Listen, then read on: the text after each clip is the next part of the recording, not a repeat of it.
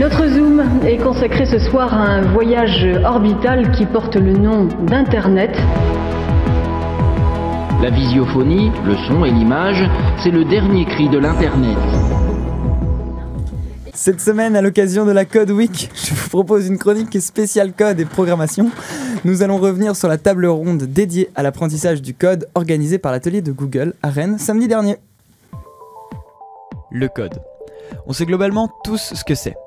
En tout cas, on a au moins tous en tête l'image du geek alignant ligne de code sur ligne de code. Pourtant, avec du recul, il est la sève de nos arbres numériques. De nos réseaux sociaux à la dernière intelligence artificielle, le code est partout. Pour célébrer ce langage informatique un peu obscur, en Europe, nous avons une semaine d'octobre dédiée à l'apprentissage du code. Les centaines de pôles numériques du continent proposent des ateliers, des débats et des conférences pour découvrir ou redécouvrir les différents langages de la programmation. À cette occasion, j'ai pu rencontrer Benjamin Ninassi, responsable technique de la plateforme d'apprentissage ClassCode et ingénieur à l'INRA, et Corentin Le Goff, vice-président de l'association EMA. En fait, je suis ingénieur de recherche INRIA et je suis le responsable technique de la plateforme ClassCode. Donc moi, je m'occupe principalement au quotidien effectivement de la maintenir en activité d'un point de vue technique, mais le projet lui-même est coordonné et composé d'un certain nombre de partenaires. C'est un grand consortium à la fois composé de partenaires académiques et industriels. Donc il n'y a pas que l'INRIA, il n'y a pas que moi qui suis impliqué dedans, il y a de nombreux chercheurs et partenaires associatifs qui travaillent au sein du projet. Alors le projet ClassCode, il est né de la volonté de l'ancien gouvernement d'introduire à la rentrée 2016 les sciences du numérique et l'informatique comme une matière à part entière dans le programme scolaire des enfants du primaire et du collège. Le problème, c'est que ça a été fait sans accompagnement de formation, à la fois en formation initiale et en formation continue pour les enseignants. Donc ClassCode, c'est une réponse, une tentative de réponse à cette problématique de comment on forme les 300 000 enseignants et animateurs nécessaires pour qu'on soit capable d'enseigner aux enfants, au primaire et au collège, la pensée informatique. Je suis membre de l'association EMA. C'est une association qui a pour but de promouvoir la mixité dans le monde du numérique par une démarche de mixité, de diversité. Et donc pour ça, on organise des ateliers de programmation qui ont pour but de montrer en fait, que n'importe qui est capable d'apprendre ces choses-là, quel que soit son âge, son sexe, son origine.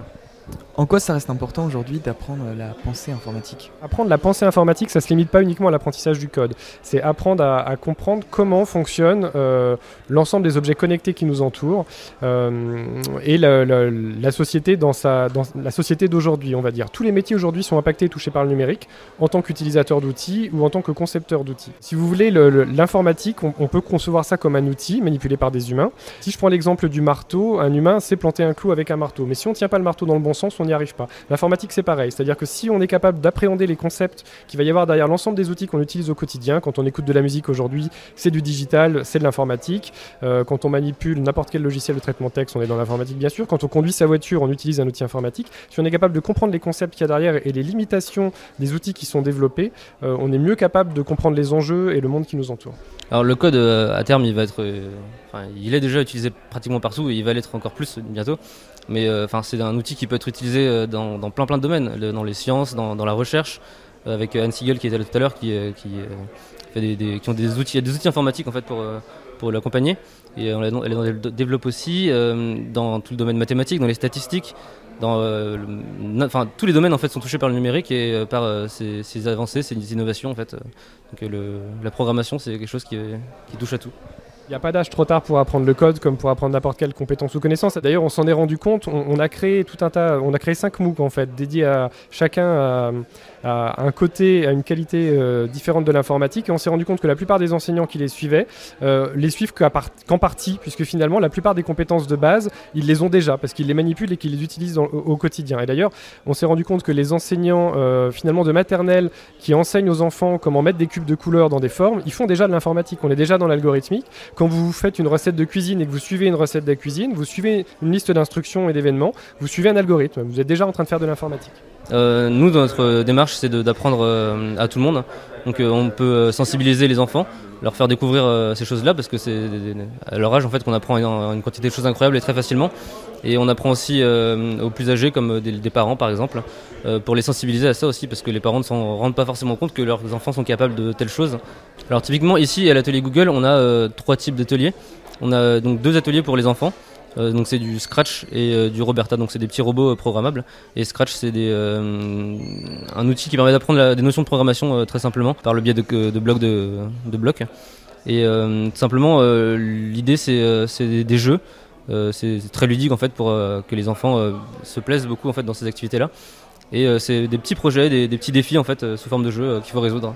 Alors le code, globalement, ça a une assez mauvaise réputation, c'est assez obscur comme discipline. Est-ce que vous sauriez me dire pourquoi ?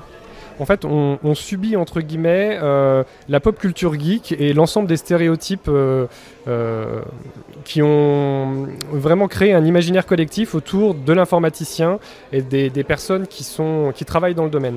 C'est d'ailleurs des stéréotypes qui sont très problématiques, puisqu'on s'est rendu compte qu'en fait, au début des années 80, les femmes étaient presque majoritaires dans la discipline informatique. Aujourd'hui, il n'y a plus que 10% de femmes qui travaillent en tant qu'ingénieurs informatiques, parce que tous ces stéréotypes liés à l'ensemble de la pop culture de la fin des années 90 ont créé des codes et un entre-soi qui font que les hommes restent entre eux et ont un peu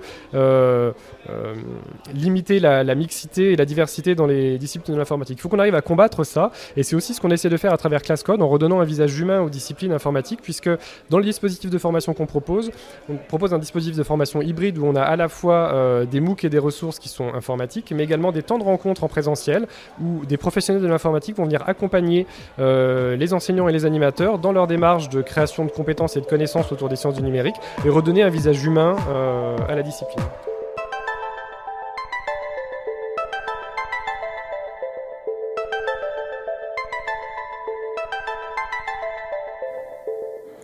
Favoriser la mixité dans le domaine du code, redonner un visage humain à la discipline et donner la possibilité à tous de comprendre le monde numérique qui nous entoure sont les objectifs de solutions comme ClassCode ou l'association Emma.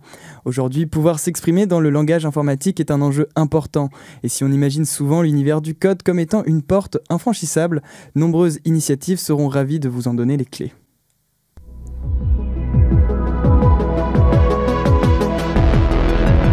Internet, c'est de la connerie à blanc.